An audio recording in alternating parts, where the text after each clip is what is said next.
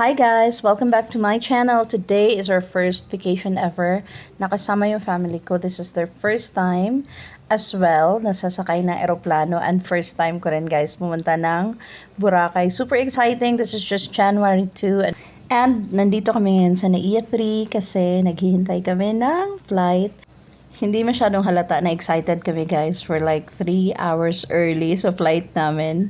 So, samahan nyo kami sa aming first vacation ever. I'm excited to share with you guys kasi first time ng kids today na sumakay na eroplano and magbakasyon na hindi nearby sa Manila.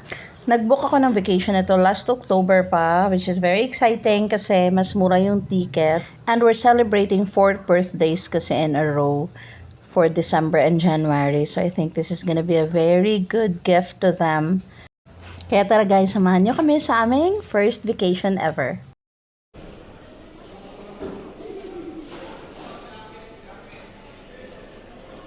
Oh, you know what to do.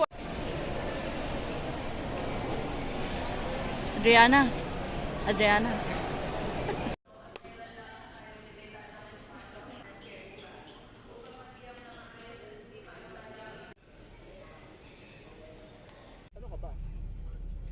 Parang may sinabi din sa'yo, wala? 3 alpha? Ano ito? 3 alpha daw ako eh. Diba? Hindi na sa'yo ID ko ah.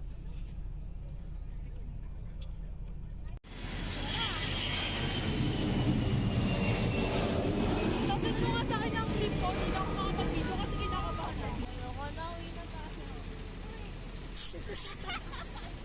Parang kapiyado. Bye, Cebu Pacific Bus. Bye. Bye-bye.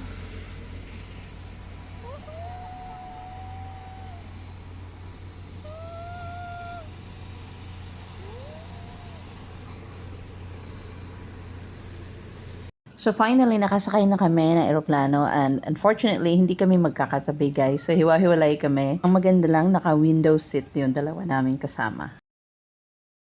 Finally, andito na kami sa Katiklan. Merong 2 options pag pupunta kayo ng Boracay. You can do Kalibo or Katiklan. And if you want na malapit lang yung babiyahiin nyo from the plane to Boracay Island, mas mainam na pipiliin nyo yung Katiklan. Medyo malayo daw pag Kalibo yung option na pinili nyo. And we finally arrived. Andito na kami sa Boracay Airport.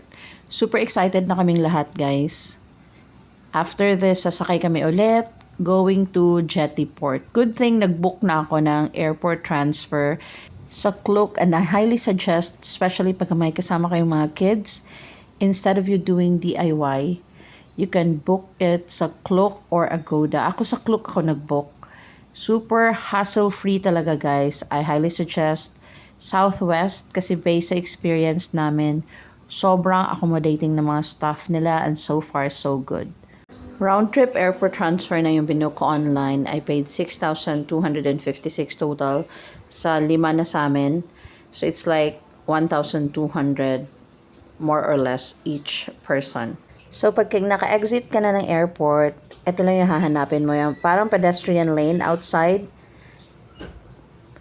Tapos sinanap lang namin yung Southwest na booth para meron lang kaming fill upan. Wala nang babayaran on top of what I paid online. And then meron na rin naghihintay agad sa amin na magpipick up. Ano? Opo. Sabi niya, wala pa naman, hindi pa nga hindi pa nga nagsuswimming eh, mangitim na ako. Ano be? Wala pa sa Boracay, sunod na agad. So, after mag-fill out ng form, bibigyan lang kayo nitong parang sticker na kailangan nyo idikit para makita ng driver na magpipick up. And then here we are. Sasakay kami ulit guys going to Jetty Port. Meron kami nakasabay dito, 2 individual lang. I think they also booked their airport transfer online. And then, ayan na. Ang mga 7 lang kami, lahat na sumakay dito. Sana oh, Char. Sana opinayin nyo. Ang init. Pwede na dati ah. Super saglit lang naman yung biyahe. Here we are. Nandito na kami sa Jetty Port. Sasakay kami ng bangka. We're finally going to Boracay Island. So, ito yon. Meron din rin naghihintay sa amin dito na taga Southwest. Meron kami ulit, fill outan lang na form. Hindi na namin kailangan ng mag-pay na environmental fees, another fee. Kasi kasama na yon when I book online. Kasama yun sa binayaran ko. So, saglit lang kami nag-fill out ng form and then in-assist na kami para sumakay ng bangka papuntang Boracay Island.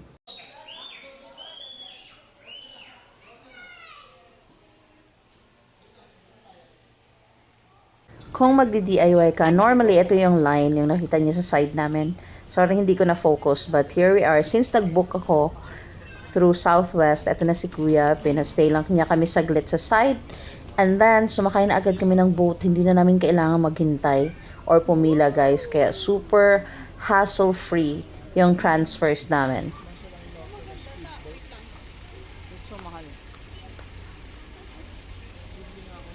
Sobrang ganda ng weather ngayon dito sa Boracay. Mainit talaga siya.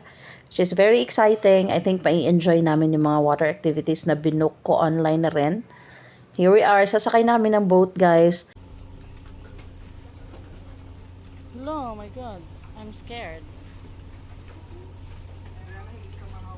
Normally, binibigyan ka ng seat number kapag sasakay ka sa ganito. Ewan ko ano nangyari. Yung naka-assign na seat namin, meron nang nakaupo. So, kung saan na lang yung vacant, yun na lang yung inoccupy namin.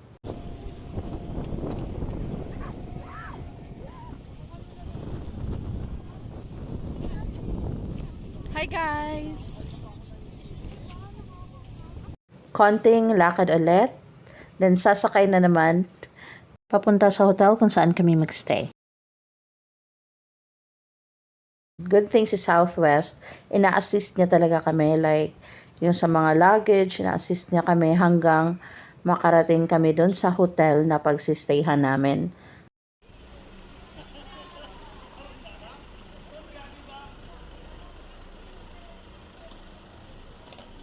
Thank you, Kuya. Gusto ko rin yan eh. Pag tayong dalawa lang pwede. Like walang hindi ka nag-book. Pwede ka mag-try. E-trike yung way of transportation dito sa Boracay, which is really nice. So dito kami nagstay sa Boracay Joint Hotel for 5 days. I paid 14,905. Very homey yung feel dito sa hotel nito. Walang elevator. And then, sa 4th floor kami nagstay. Sobrang bait ng staff nga pala dito, guys. And the reason why I chose this hotel is aside from mura siya, I see nice reviews sa Agoda and also, sobrang lapit nito sa beach. Ibang hotel yung binook ko bago kami makabook dito kasi yung unang binook ko na hotel is nasa Station 2. But then, before our travel, I started checking TikTok videos about where to stay in Boracay and then, I saw videos na maganda nga daw sa Station 1 kasi less crowded and maganda yung sand. True enough, guys, super fine ang sand ng Station 1. Wala nga lang dito yung mga murang kainan but then walking distance lang naman so it's totally fine. Pagdating namin dito, meron pang pa-welcome drink si ate and ang saya kasi sobrang uhaw na namin. Ang init kasi nung dumating kami dito, guys. Sobrang tirik ng araw. Cheers. Ano yan? Iutos ni Madam.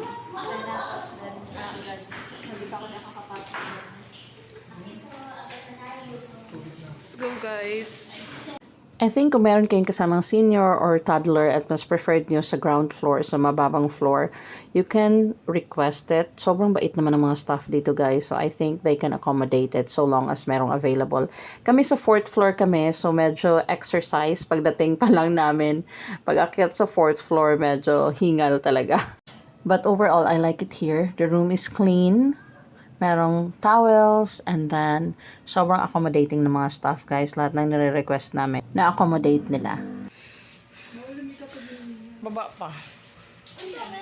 Extra room. Oh my. Pwede ba ito buksan? Siyempre pwede. Ay, bawal. Hindi alam. Yeah, Southwest. Nag-rest lang kami saglit and then here we are. Paglabas namin, sobrang daming ganito na nakita namin. Yun pala, this is the activity na parasailing. It normally happens in the afternoon. Meron din umaga but sobrang dami pag hapon. After namin tumambay sa labas, we need to go to station 2 or 3 para kumain. Malayo pala yung station 3. Hindi din biro yung nilakad namin and they're complaining. Sobrang layo nga daw. But then, sa KFC kami nag-dinner.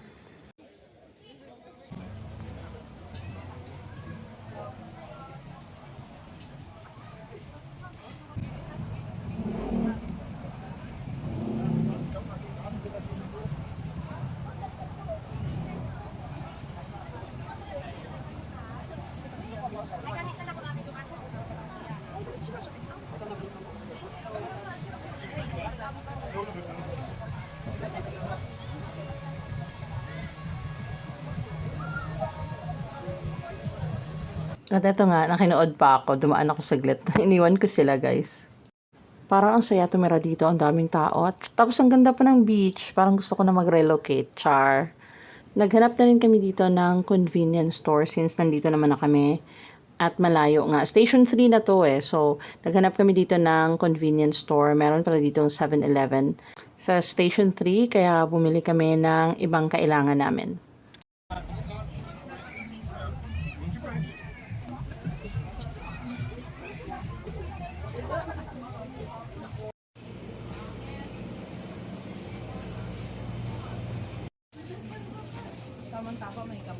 Daddy.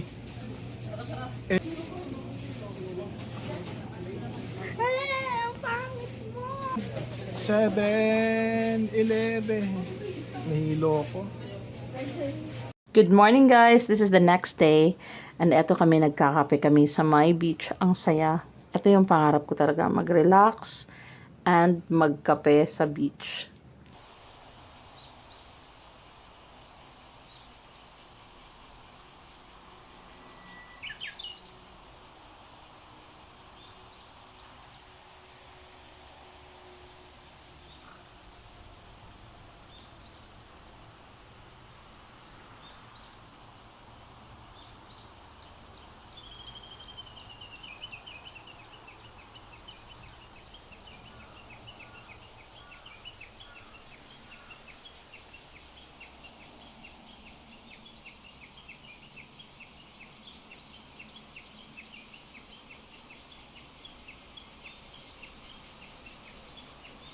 First activity namin is yung helmet diving. So, waiting na lang kami sa pick-up. Kaya tumambay muna kami dito sa beach. Tingnan mo naman gaano ka-calm yung dagat. Sobrang ganda nga talaga ng sand dito sa Station 1, guys. Iba siya sa Station 2.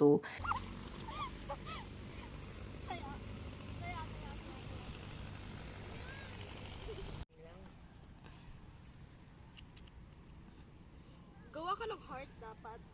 O gawa ka ng heart, be. Can you draw a heart? Dapat flat muna, flat muna.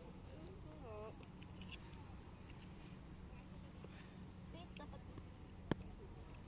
Para siyang nagkikinetic sa. Ayaw mag-heart eh. Magulo yung heart. Yung heart ay magulo. Sige na, try mo ulit. Try mo ulit. Try mo ulit, be. Ayaw mag-straight eh. It's okay. It's not a perfect heart.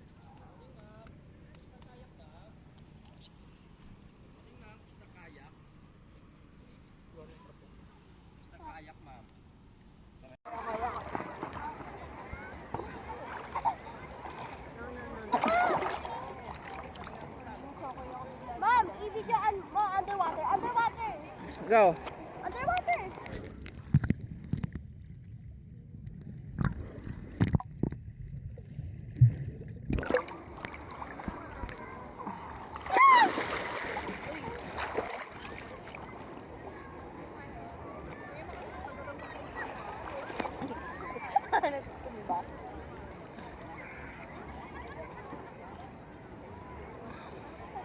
Underwater again. Go.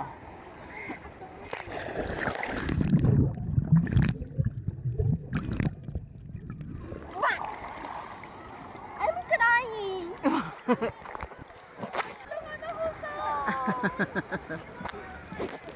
Alat! Diana, shoot! Barbecue!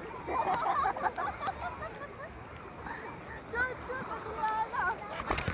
Diana! Shoot! Diana, shoot!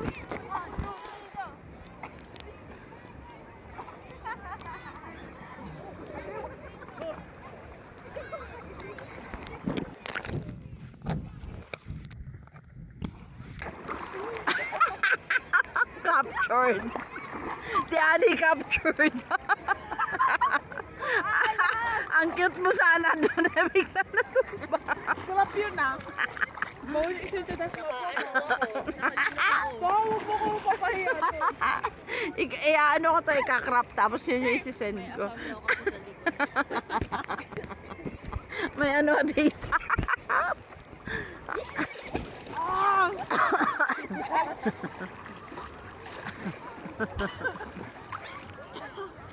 Ay, gas, bigay po. Ha? Dito na rin pala kami sa Boracay bumili ng floaty at isang goggles. Kasi isa lang yung dala namin. Tingnan nyo naman, sobrang nasulit naman kasi na-enjoy nila yung paglangoy-langoy.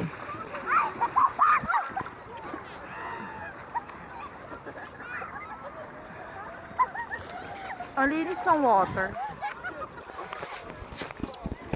Grabe, nagstay kami dito guys simula umaga hanggang gabi. Gabi na kami umuwi. Like, hindi kami umalis sa dagat.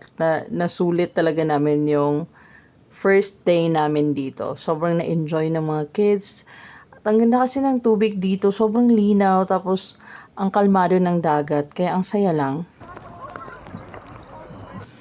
This is helmet diving. Ito yung pinaka hindi ko na-enjoy sa lahat ng activities na binook ko. Kasi kinakabahan ako. Ang lalim ng tubig. And then the kids. Accommodating naman yung mga divers na nag-assist. Kaya in-enjoy ko na lang. I paid 1,000 per head. So, 5,000 pesos yung activity na to. So, day 2 namin sa Boracay. Wala kaming ginawa. Nag-chill lang kami. Tumambay kami sa hotel. Natulog. Nag-food trip. The next day na kami ulit may activity. And then, I will show you later kung ano yung next activity namin. But look at Boracay, guys. Look at the water. It's so clear.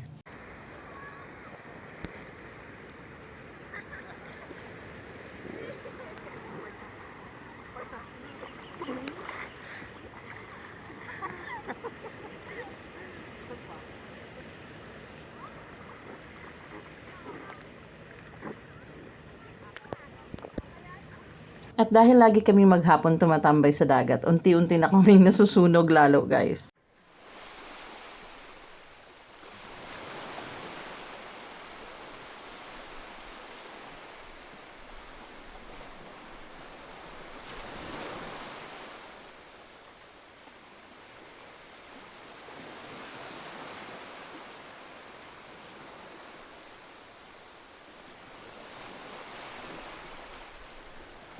Kuya Diana, that's already very malalim.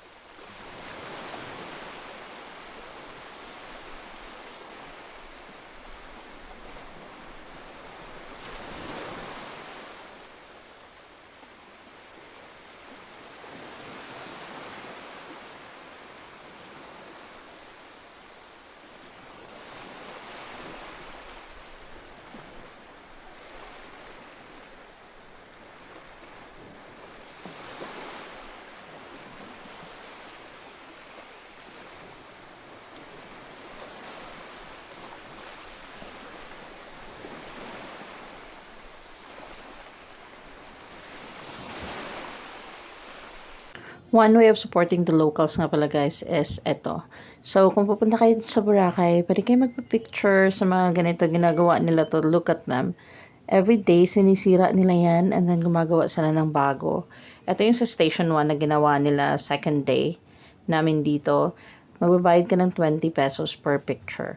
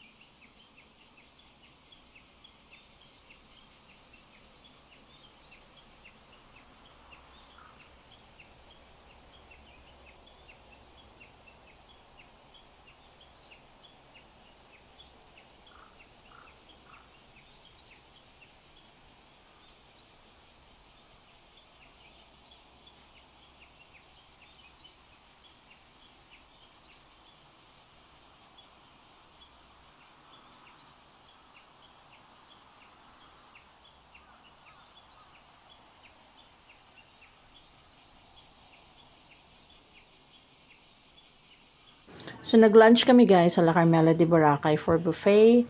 And ito yung food. So far, na-enjoy naman namin. So, what we did is, pumunta na kami ng La Carmela ng maaga. Nag-book kami ahead of time. And then, pagdating namin ng lunch, meron nang naka-reserve na table.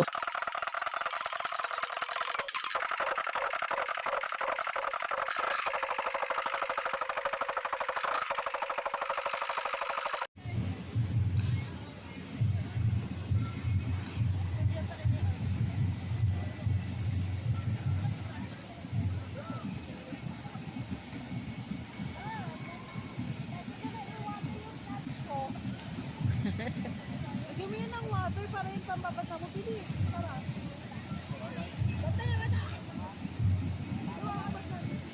I wanna see you happy.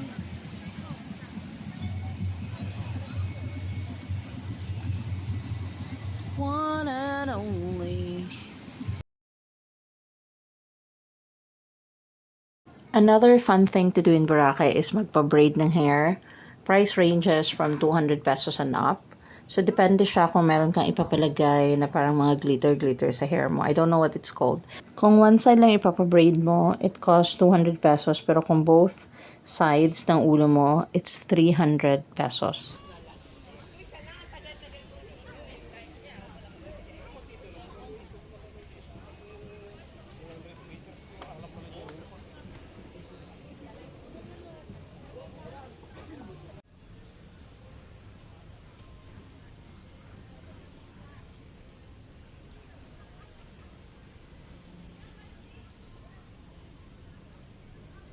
Marunong ka maganyan ka.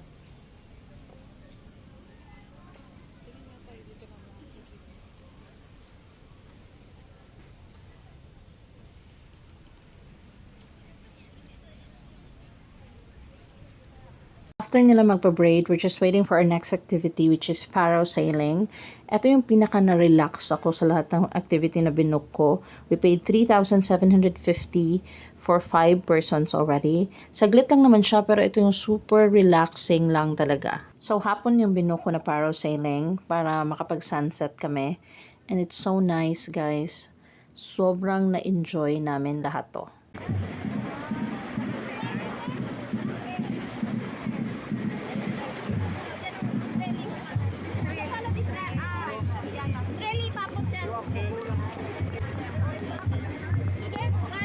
Galdino. 5 bucks.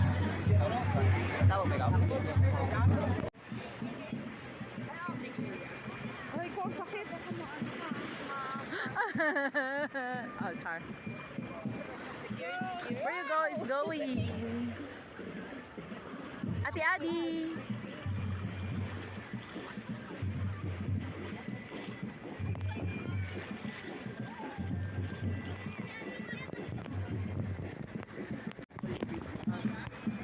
Sila nga eh.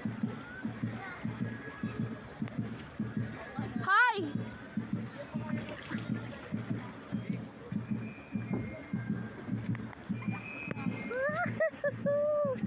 Galing naman ito. At Lisa, Adriana. Okay. Ganda naman ito.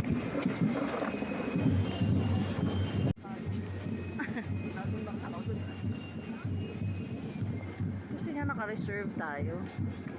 Love song. Ah, picture!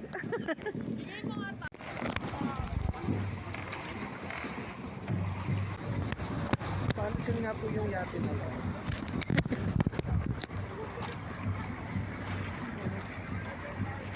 Ah, perfect. So, video.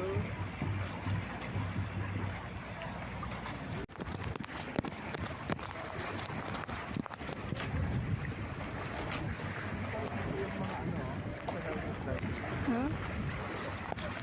Ayoko na ng helmet diving.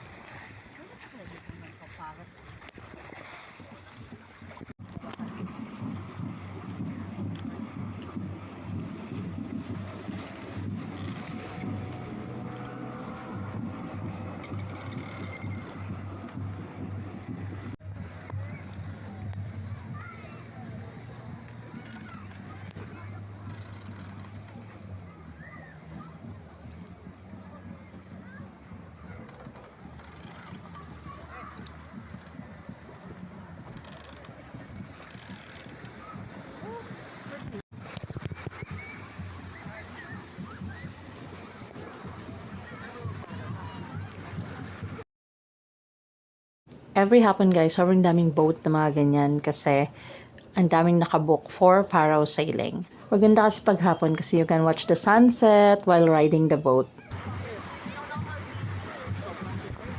The following day, ang aga namin ulit pumunta sa dagat. The kids are still sleeping.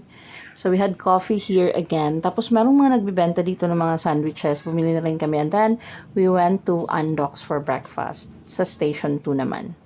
Ito yung go-to daw kapag nagpunta ka sa Boracay at gusto mo makatipid. Marami namang mga fast food dito. There's KFC, there's Jollibee, Chowking, may Shakey's, and then of course yung lifesaver daw dito kapag nagtitipid ka, Andox. Where's Dad? Huh?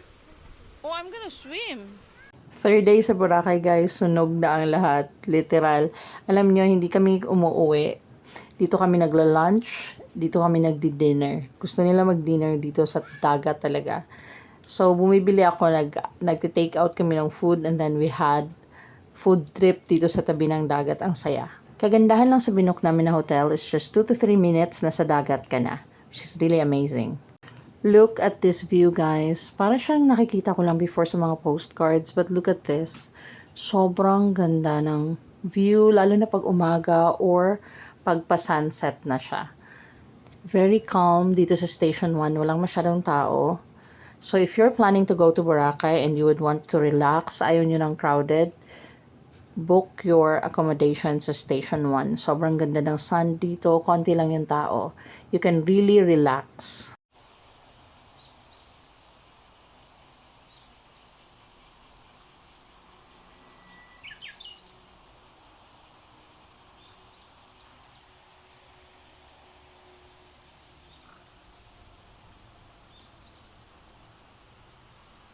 Another activity na binook ko dito is island hopping. We paid 4,500 pesos for 5 persons. Tapos meron na siyang kasamang lunch buffet na super sulit.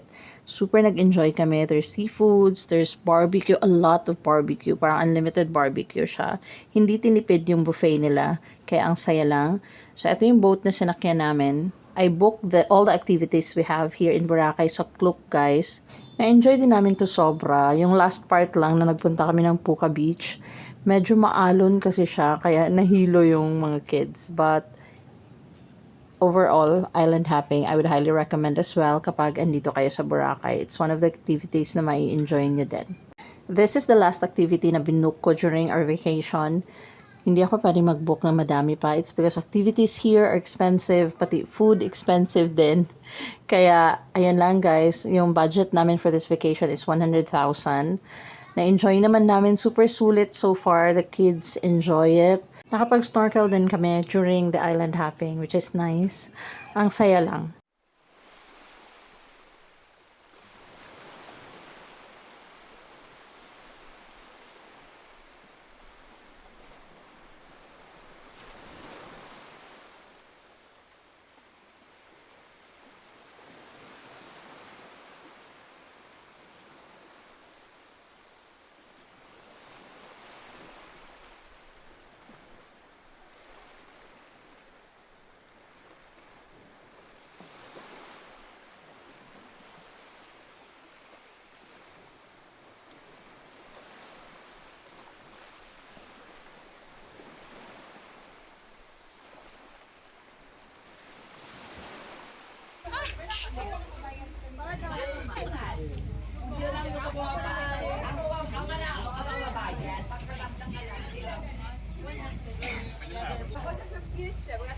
Good luck on your journey ahead. No. I'm here to take pictures and videos. Naganyan na kayo dati ah.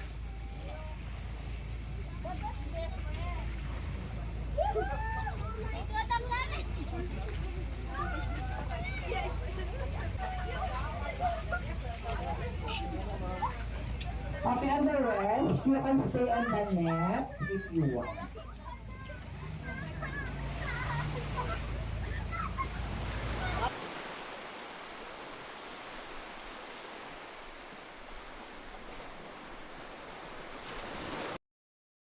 Dito kayo.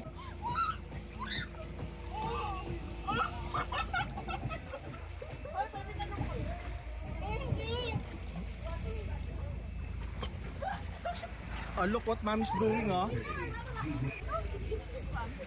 Ba't kayo nandiyan dyan lang sa lubid? Ano tayo? Gusto mo na nung chichirya? Chichirya mo?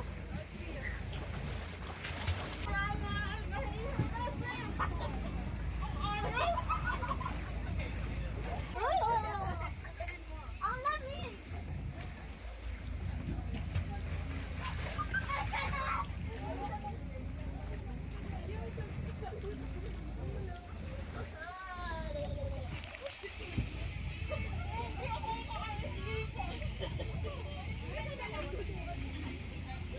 Lulutang naman kayo.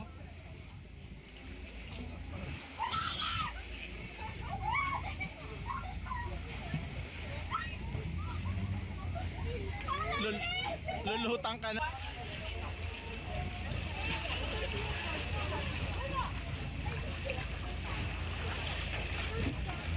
Ate Isa, balik. Pabalikin mo si Ate Isa. Ito nga pala guys, yung kasamang lunch ng island hopping. So buffet ito, sobrang sarap ng barbecue dito. And then, bumili kami ng pasalubong sa may D-Mall and look at this guy. Nagpipaint siya sa mga shirt, guys. That's it for today. I hope you guys enjoy watching this video. This is our first vacation for 2025. Manifest ko na yung next vacation namin. But thanks guys for watching. If you haven't subscribed to our channel yet, please click on subscribe. And I'll see you in the next one. Thank you guys again. Bye!